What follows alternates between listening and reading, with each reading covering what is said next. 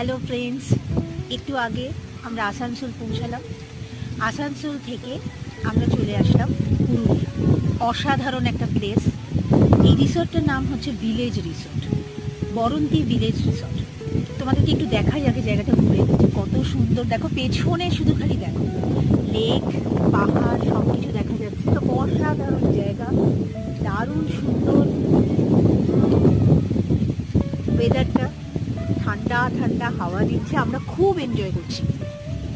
আমি তোমাদেরকে বলবো যে এই সময়টা যদি তোমরা এখানে বেড়াতে আসো তাহলে কিন্তু তোমরা খুব ভালো করবে, কারণ কি এই সময় কিন্তু তোমরা কিন্তু দারুণ এনজয় করবে জায়গাটা। পুরো রিসর্টটা এত